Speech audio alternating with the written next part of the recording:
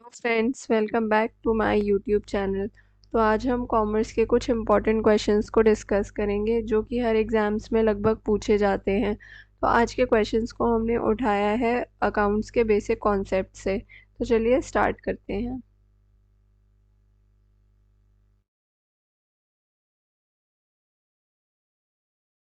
First question है, according to the money measurement concept, option A all transaction and events are recorded. जितने भी transactions और events होते हैं उनको रिकॉर्ड किया जाएगा। All transactions and events which can be estimated in money terms are recorded in the books of accounts। जितने भी ट्रांजैक्शन और इवेंट्स हैं उनको एस्टिमेट किया जाएगा मनी के टर्म्स में।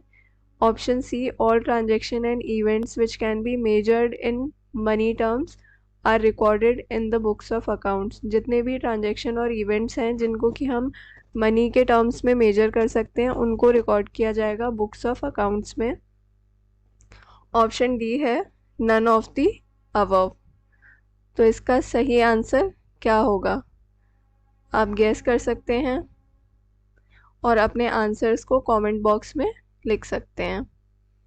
इसका सही आंसर होगा option number C. Option C इसका सही आंसर क्यों होगा, क्योंकि जितने भी ट्रांजैक्शंस होते हैं अकाउंट्स में, इवेंट्स होते हैं जिनको आप मनी के टर्म्स में मेजर कर सकते हो, उसी कॉन्सेप्ट को हम बोलते हैं मनी मेजरमेंट कॉन्सेप्ट। चलिए नेक्स्ट क्वेश्चन देखते हैं।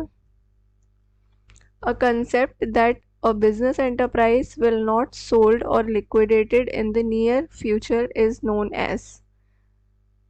Option A going concern, option B economic entity, option C monetary unit, option D none of these।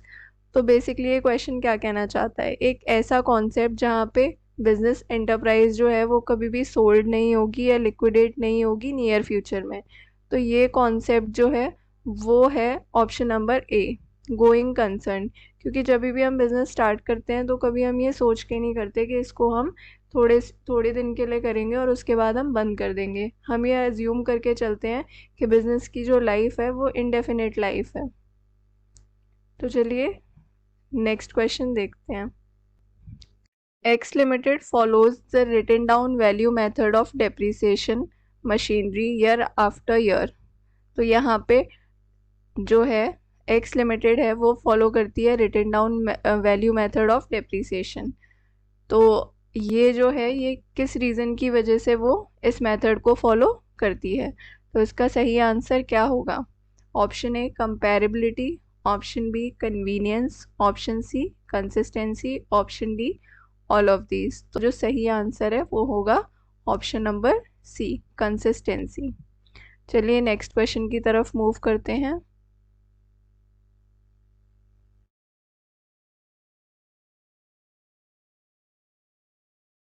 The convention of conservatism takes into account. Concept है हमारा convention of conservatism, वो क्या चीज़ follow करता है। Option A है हमारा all prospective profits and prospective losses.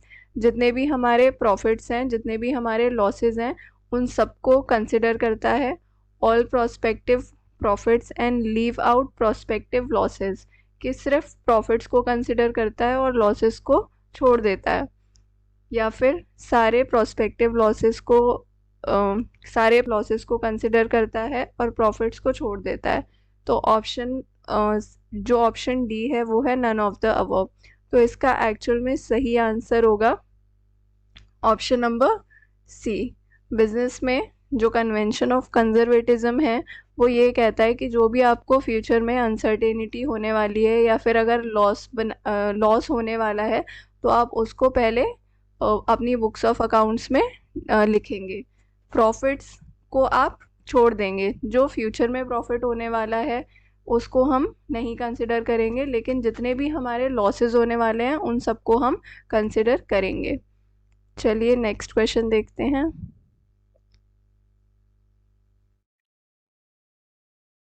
According to which concept the proprietor of a business is treated as creditor to the extent of his capital। ऐसा कौन सा concept है जिसके अंदर जो प्रोपराइटर है उसको हम क्रेडिटर कंसिडर करते हैं एक्सटेंड टू हिज कैपिटल। तो इसका ऑप्शन नंबर ए है cost concept, option number B है money measurement concept, option C है डुअल कॉन्सेप्ट, ऑप्शन डी है business entity concept. Cost concept तो ये कहता है कि जो भी हमारी हिस्टोरिकल कॉस्ट पे हम रिकॉर्ड करेंगे अपने असेट्स को। ऑप्शन बी हमारा मनी मेजरमेंट कॉन्सेप्ट कहता है कि जितने भी इवेंट्स हैं, जितने भी ट्रांजैक्शंस हैं, उनको मनी की फॉर्म में हमें लिखना है, इन टर्म्स जिसको हम मनी के टर्म में मेजर कर सकते हैं, हमें सिर्फ वही लिखना है। डुअल एस्पेक्ट कहता है कि हर ट्रांजैक्शन का डबल इफेक्ट होगा। ऑप्शन डी है बिजनेस एंटिटी कंसेप्ट, जो कि कहता है कि जो बिजनेस है और जो ओनर है उनकी सेपरेट आइडेंटिटी है। तो जो भी प्रोपराइटर अपना बिजनेस में पैसा लगाता है वो एक्चुअल में क्रेडिट होता है, या हम उसको क्रेडिटर मान के चलते हैं। Purchase refers to the buying of option A stationery for office use, goods for resale, assets for the factory, investment। Purchase business के अंदर हम परचेज कब मानते हैं? जब हम गुड्स को परचेज करते हैं for the purpose of resale. तो इसका सही आंसर होगा option number B. Next question, expenditure of revenue nature that gives benefit for more than one accounting period is categorized as। expenditure of revenue nature, revenue nature का जो expenditure है वो हमको benefit देता है एक या एक साल से ज़्यादा अकाउंटिंग पीरियड में, तो उसको हम क्या बोलेंगे?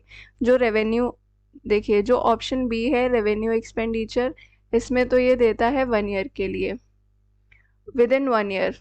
ठीक है, कैपिटल एक्सपेंडिचर होता है जो कि हम फिक्स्ड असेट्स पे करते हैं, जो कि हम फिक्स्ड असेट्स पे करते हैं। तो इसका जो सही आंसर होगा वो होगा डेफर्ड रेवेन्यू एक्सपेंडिचर, जो कि हम करते हैं एडवर्टाइजमेंट में या प्रमोशन में। बैंक ओवरड्राफ्ट का मतलब होता है कि ओवरड्राफ्ट कर लेना, यानी बैंक से अपने अमाउंट, जो भी आपका अकाउंट में अमाउंट है उससे ज़्यादा विड्रॉ कर लेना। लेकिन ये नॉर्मली हर किसी अकाउंट होल्डर को नहीं फैसिलिटी मिलती है, ये बेसिकली मिलती है आपकी करंट अकाउंट जिनका होता है उनको ये फैसिलिटी मिलती है। जो भी बिजनेसमैन होते हैं या फिर जो लोग बिजनेस करते हैं उनके पास करंट अकाउंट होता है, क्योंकि वो लोग डेली विड्रॉ करते हैं और डेली उसे डिपॉजिट करते हैं। तो ये उनके लिए होता है, और इसको बेसिकली हम कहते हैं कि ये कंटिजेंट लाइबिलिटी तो देखो नहीं होता है, ये इसका ऑप्शन नहीं हो सकता। लॉन्ग टर्म लाइबिलिटी भी नहीं होता, क्योंकि अगर बैंक लंबे समय तक के लिए ओवरड्राफ्ट की फैसिलिटी नहीं दे सकती है। तो इसका जो सही आंसर होगा वो होगा option A, short term liability. तो चलिए नेक्स्ट क्वेश्चन देखते हैं। Sale is recognise as revenue, sale को हम रेवेन्यू कब कंसिडर करेंगे, कब हम उसको रिकॉग्नाइज करेंगे? When the contract for sale of performance of service, option B है हमारा at the point of sale or performance of service, after the expiry of credit period allowed to debtor, option D है हमारा after the money collected from the customer। तो देखो after the money collected from the customer तो नहीं होगा, ये option नहीं हो सकता, ये ऑप्शन होगा नहीं हमारा। After the expiry of credit period allowed, ये भी नहीं होगा। After the contract of sale, ये भी नहीं होगा। एक्चुअल में हम सेल कब कंसिडर करेंगे? जब हमारी सेल होगी, एक्चुअल में होगी at the point of sale और performance of service. That's all for today, thank you.